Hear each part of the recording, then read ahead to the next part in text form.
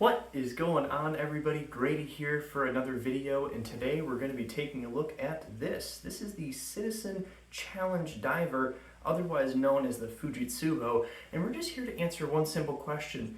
Is this watch worthy of its $1,000 asking price? Let's take a look. Alright, so taking a look here at the Citizen Challenge Diver, let's go over some specifications. First, we have a case diameter of 40 millimeters, a case thickness of 12.5 millimeters, a lug to lug of 50 millimeters, a lug width here of 20 millimeters, and a screw down crown here at 6 millimeters.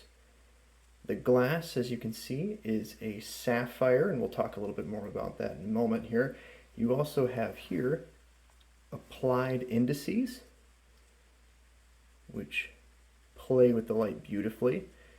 A aluminum polished on the side bezel, finished in this lovely sort of matte blue. You'll find here Citizen Automatic Divers 200, and this is a titanium watch. So as a result of that, it is incredibly light. In this case, just a touch over 100 grams, 101 grams, depending on how many links that you have.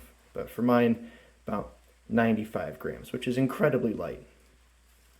Looking to that bracelet, so although it looks like a oyster style, it actually is single individual links that are pressed to look like 3 links. You'll also find a small polished section on the base, which just gives it a little bit of light play. But one thing that you find with titanium is the sort of gray hue to it, which some people love, some people hate. I'm in the bit of the love category. I think it gives it sort of this warm undertone, other than the standard sort of steel, kind of bright, vibrant. So very classy in that way, at least in my experience. But flipping it over here, so onto the clasp. This is something that's definitely very unique and gives it that, the fact that it is a diver's watch. So if you look here, you have the embossed Citizen clasp, very satisfying click, and it is a milled titanium section you see here. And one thing I find very interesting with this is the diver's extension. You just have these 2 tabs right here, pull and slide it across. Not the most sexy or glamorous thing in the world, but I think it does a very nice job of being functional given that it is a diver's watch. Powering this watch is a Miyota 9000 series, so an in-house or in-group movement, beats at 4 Hertz, which is why you see that lovely sweep there. It is a unidirectional rotor, which will kind of fall into my complaints a little bit. We'll talk a little bit more about what that represents. But overall, it offers a very, very handsome sweep and great reliability because, in fact, it is a Miyota.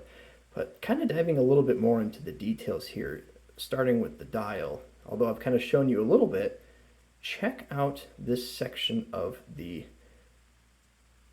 sapphire here.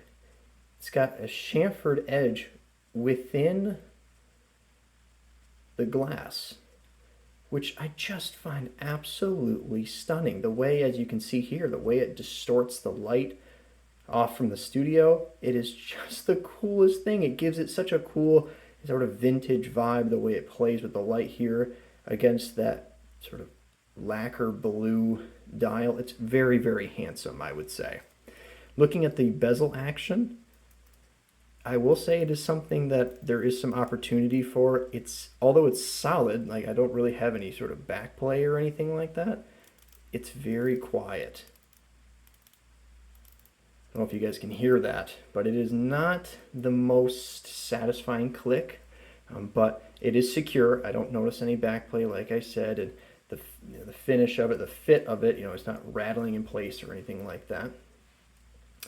But kind of going on to the side of the case, so you do have that signed crown here, but it is absolutely tiny. I do recognize I have a little bit larger hands but it is just very, very small to screw that down, which I recognize if you were to wear this all the time, not a huge deal, but for somebody who kind of wears this off and on irregularly, popping that out, setting the time often is a little bit of a pain. Otherwise, though, it is a handsome watch. I mean, if you're not familiar with titanium, it is a little bit more scratch resistant, which is why Citizen does the super titanium coating, as you can see here in this sort of gray hue that comes from that coating, although it does make it very scratch resistant, which kind of ties a little bit into my experience with the watch. I've had this for about a few months now, and I really haven't been able to see any type of visible scratches or scuffs or anything like that. And I just was thinking about this the other day. I absolutely walloped the bezel here in the glass and like a portion of the side of the case as I was kind of bringing my hand across something. And I was looking close and I really couldn't find anything, maybe a little smudge right there, but it's held up incredibly well. I'll show it to you on wrist really quick. So popping that off, sliding that over here. Just so you guys know, I do have a 7.5-inch wrist and it fits beautifully. As you can see, lug to lug, very, very nice. Rolling the wrist a little bit. Fits very, very nice. This is quite a big clasp, but I recognize that I have very flat wrists, so that balances the watch out pretty nicely. One thing that you'd have to get used to is the fact that it is titanium and it doesn't weigh a lot, which for a long time I had to tell myself that titanium really wasn't my thing, in the sense that it being lightweight meant that the quality wasn't there. However, I will say that has really changed my mind. It is something that you can really tell that the watch was screwed together very nicely. It's simply just utilizing materials that ultimately offer a lot more lightweight. And if I wear this watch and I wear it all day, and I found that it just completely disappears from your wrist. So there's really no complaints for it regarding that. But kind of tying into complaints a little bit. So I know I briefly mentioned the crown, although looks nice, isn't very functional. I would also say the fact that the bezel action, and I know I kind of briefly touched on it, it's very quiet. It is secure. There's really no issues with that, but it just doesn't give you that satisfaction of things, even like some Seikos or Tudors or things like that, which I know the price points are very different, but you think that with being a dive watch, they'd really want to make sure you would feel like it ratcheting into place. Another sort of complaint I have, and this isn't necessarily, complaint in the sense of how you look at it, is the finishing. I know it's very utilitarian in its purpose, which I can't fault it for that, but I would think that they could provide a little bit more detail on the side of the watch here, especially given the price point. I mean, this thing retailed for about $1,000 when it came out, and I thought when it first was released, I was thinking, oh my gosh, this is going to be the Citizen that everybody's going to want, because it's going to be crazy finishing and it's going to be really high quality, because why else would they charge so much money? And I found that it really wasn't that. You can see here, it does have a little bit of a angled cut across the side, but you can barely see it right there. And the fact that it's high polish against sort of a matte brushed, yes, you have the high polish inside the links, but other than that, the finishing really is much more utilitarian. The only thing that I think from a finishing standpoint, they did truly, this is why I wear the watch a lot, is incredibly well, is that dial.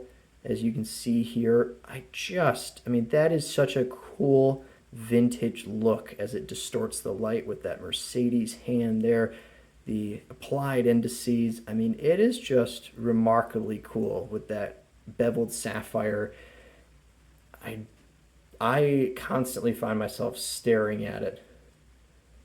But ultimately, really, really interesting in the way they did that. Vintage in its design without the crown guards, but ultimately a very good watch. So let's hop back to the desk. All right, so that is a quick overview of the Citizen Challenge Diver, otherwise known as the Fujitsubo.